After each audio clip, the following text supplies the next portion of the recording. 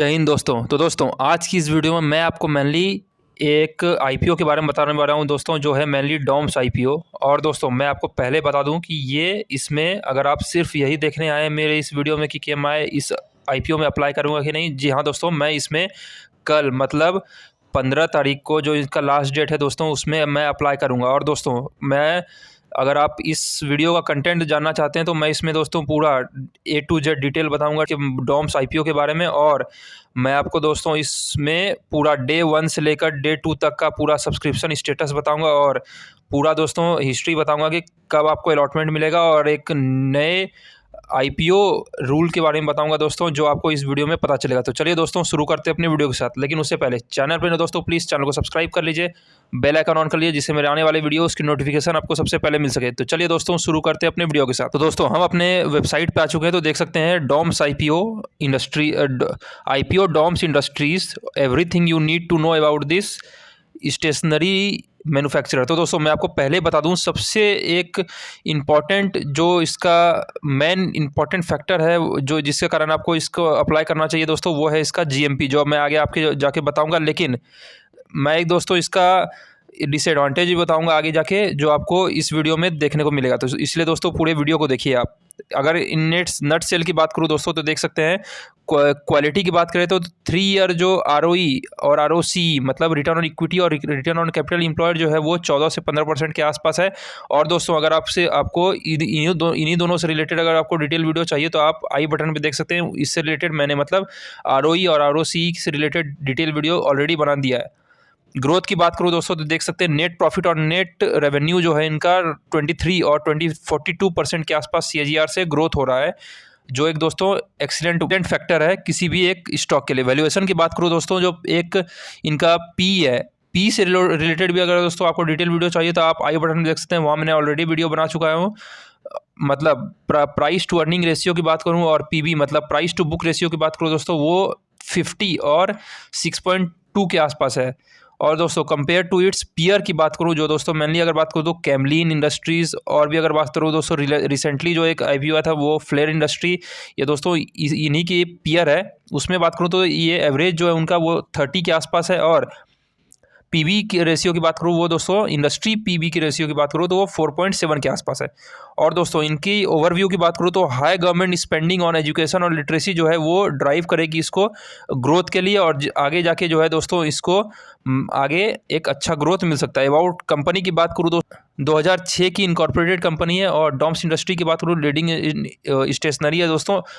हम आप सारे दोस्तों इसकी प्रोडक्ट यूज़ करते होंगे, मेनली स्टेशनरी से रिलेटेड इनकी जितने भी आती है। और 8 प्रोडक्ट की बात करूँ मैन्युफैक्चर इन इंडिया, और एक्सटेंसिव इनके प्रोडक्ट पोर्टफोलियो है विथ ओवर 3800 डिस्टिंग्विशेबल प्रोडक्ट्स। और इनकी अगर कोर प्रोडक्ट की बात करूँ वो comprises of pencil and mathematical instrument box, मतलब ज्योमेट्रिकल बॉक्स की बात करूँ दोस्तों वो भी ये कंपनी बनाती है। स्ट्रेंथ की अगर मैं बात करूँ दोस्तों, तो ये जो है ये मार्केट लीडर है in terms of Indian stationery और आर्ट मटेरियल में दोस्तों बात करूँ तो ये 12% के आसपास का एस ऑफ फिनेंशियल ईयर दोस्तों बात करूँ 2023 में दोस्तों इनका 12% मार्केट शेयर है। और 29% के शेयर की मार्केट शेयर की बात करूँ दोस्तों तो ये पेंसिल में है, और 30% जो है ज्योमेट्रिकल मतलब मैथमेटिकल इंस्ट्रूमेंट बॉक्सेज में है।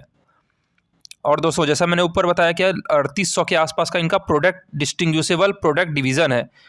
और दोस्तों अगर इनकी स्ट्रेटेजिक पार्टनरशिप की बात करूं वो फिला के साथ हुआ था, एक global stationery manufacturer to provide access to international market. इसलिए दोस्तों इन्होंने फिला के साथ पार्टनरशिप किया था to access the international market. और आगे दोस्तों अगर मैं बात करूं तो देख सकते हैं कि वीकनेस की बात करूं तो देख सकते हैं कि रेवेन्यू कंसंट्रेशन जो है वो वुडन पेंसिल, जो इनका मेन कोर बिजनेस जो है वो अबाउट 32 से 37% जो है इनका रेवेन्यू तो FY21 से लेकर 23 तक इनका मेजर कंट्रीब्यूशन रहता है। और दोस्तों अगर मैं बात करूं तो एनी हेडविंड मतलब दोस्तों कोई भी दोस्तों अगर इसमें अगर डाउनफॉल आती है इस सेक्टर में, जो मुश्किल है ना, वो दोस्तों इसकी रेवेन्यू को गिरा सकती है। और दोस्तों डिपेंडेंस ऑन फीला, जैसे मैंने आपको दोस्तों फीला के ऊपर डिपेंड करती है बहुत ज़्यादा, मतलब रिलाई करती है फीला के ऊपर।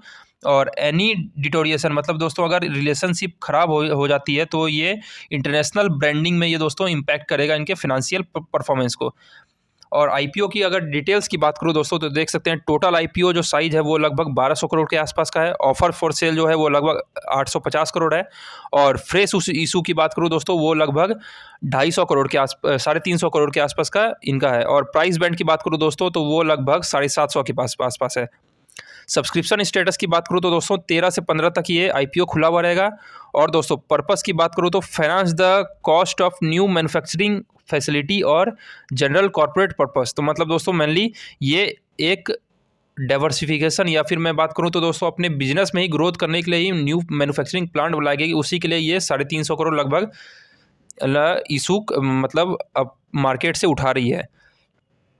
और दोस्तों दो वर्ड आप यहाँ देख रहे होंगे, एक है फ्रेश इशू मतलब आईपीओ और ओएफएस मतलब ऑफर फॉर सेल। इसके फ्रेश इशू की बात करूँ दोस्तों तो ये एग्जिस्टिंग शेयर लिस्टेड नहीं है कंपनी के पास, और बल्कि ये फ्रेश इशू कर रहे हैं शेयर। और ओएफएस की बात करूँ मैं दोस्तों इसका फुल फॉर्म होता है ऑफर फॉर सेल, मतलब एग्जिस्टिंग जो प्रमोटर हैं वो अपने हिस्सेदारी बेच रहे हैं। मतलब बात करूँ दोस्तों तो अगर 100 रुपये के आसपास का इनका शेयर है तो उसमें से कुछ काट के मार्केट में लिस्ट किया जा रहा है, तो वही हुआ मतलब दोस्तों डेल्यूशन हुआ, मतलब इक्विटी में जो है अपना शेयर ये बेच रहे हैं प्रमोटर। तो चलिए दोस्तों अब मैं आगे आपको अगर लेके चलूँ तो पोस्ट आईपीओ जो इनका मार्केट कैप होगा, मतलब इनका फ्री फ्लोट जो शेयर है इनटू करंट मार्केट प्राइस जो होगा दोस्तों वो लगभग 4700 करोड़ के आसपास का होगा, मतलब एक स्मॉल कैप कंपनी होगी। नेटवर्थ की बात करूँ दोस्तों तो नेटवर्थ से रिलेटेड आपको एक डिटेल वीडियो चाहिए तो आप आई बटन में देख सकते हैं, उसमें वो दोस्तों जो मैंने पहले आपको वीडियो बताया था उसमें दोस्तों मैंने ऑलरेडी ये बता चुका हूँ। नेटवर्थ अगर मैं नट सेल में बताऊँ दोस्तों तो ये मेनली वर्थ बताती है कि मतलब अगर एक आम भाषा में बात करूँ तो वो मेनली दोस्तों कंपनी की औकात बताती है, मतलब शेयर होल्डर्स फंड कितना है। और अगर बात करूँ दोस्तों तो रिजर्व एंड सरप्लस, यही दोनों मिला के दोस्तों आपकी मेनली नेट वर्थ होती है। और दोस्तों अगर मैं प्रोमोटर होल्डिंग की बात करूं तो पोस्ट आईपीओ दोस्तों ये प्रोमोटर होल्डिंग जो है 75% होगी, जो दोस्तों एक प्लस पॉइंट है यहाँ पर। और दोस्तों अगर पी की बात करूं तो 50 के आसपास है, जो एक रीजनेबल तो नहीं दोस्तों, एक हायर साइड में थोड़ा सा है, लेकिन फिर भी दोस्तों मैं आगे आपको इसका जीएमपी बताऊंगा। तो चलिए मैं आपको आगे इसका जीएमपी बताऊंगा, लेकिन उससे पहले पीवी की बात करूँ तो जैसा मैंने ऊपर बताया तो 6.2 के आसपास है। फिनेंशियल ट्रैक रिकॉर्ड की बात करूँ दोस्तों देख सकते हैं रेवेन्यू जो है इनका कंसिस्टेंटली ग्रोथ हो रहा है, देख सकते हैं 400 करोड़ वाला रेवेन्यू लगभग 3 गुना होके अभी दोस्तों 1200 करोड़ के आसपास का एबिट, मतलब earning before interest and tax की बात करूँ दोस्तों जो एक FY21 में जो लॉस में था अभी दोस्तों वो 220 करोड़ के आसपास है। लगभग दोस्तों अगर मैं बात करूँ तो 22 से 23 गुना प्रॉफिट इनका बढ़ गया है। और दोस्तों अगर मैं पैट मतलब प्रॉफिट आफ्टर टैक्स की बात करूं दोस्तों जो 1 करोड़ लॉस में था 10 करोड़ के आसपास पैट हो गया। नेटवर्थ की बात करूं दोस्तों देख सकते हैं जैसा मैंने ऊपर बताया आपको कि 242 करोड़ वाला वो 355 करोड़ के आसपास हो गया। और टोटल डेट की बात करूं दोस्तों तो 100 करोड़ के आसपास का इनका डेट भी है।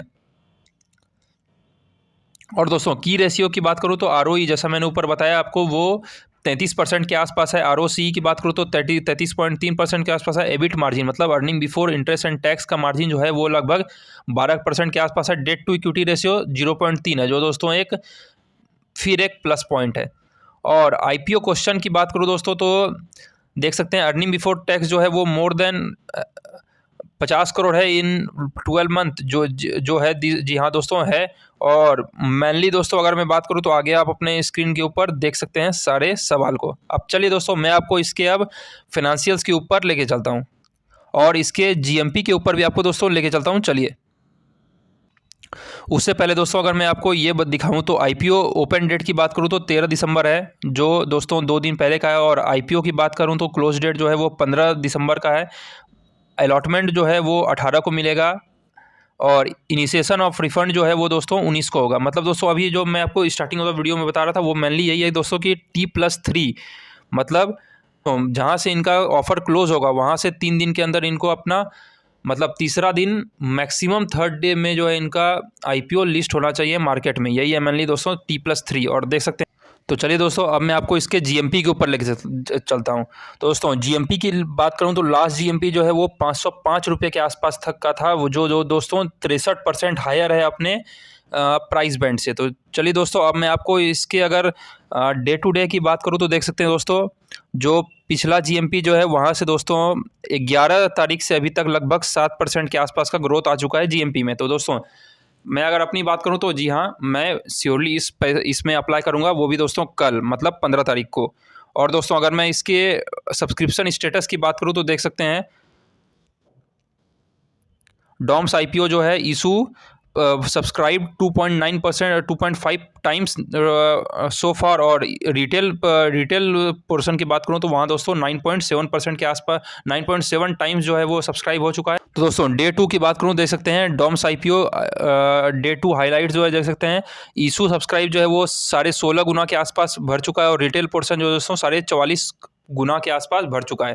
तो दोस्तों अगर इन नेट सेल की बात करूं तो क्या आपको इसमें पैसे लगाना चाहिए? तो जी हाँ दोस्तों, मैं और कोई भी है जो इनका मेन फैक्टर, जो इनका दोस्तों एक डिसएडवांटेज है इस सेक्टर का, उसकी बात करूं तो यही है दोस्तों कि इसमें मेनली कोई भी आप वेल्थ जनरेट नहीं कर पाए। तो एक आप लिस्टिंग गेन के लिए दोस्तों जरूर ये पैसा लगा सकते हैं। एक नट सेल में बात करूं तो आपको लिस्टिंग गेन के लिए पैसा लगाना चाहिए, और अगर आप वेल्थ जनरेट करना चाहते हैं तो दोस्तों आप प्लीज़ इस सेक्टर से, जो मेनली दोस्तों स्टेशनरी और राइटिंग वाले सेक्टर जो है, इसमें आप दूर रहिए। तो दोस्तों बस आज की वीडियो के लिए इतना ही। चैनल पर दोस्तों प्लीज़ चैनल को सब्सक्राइब कर लीजिए, बेल आइकन ऑन कर लीजिए, जिससे मेरे आने वाले वीडियोज़ की नोटिफिकेशन आपको सबसे पहले मिल सके। और लास्ट में आ जाए दोस्तों, जय हिंद।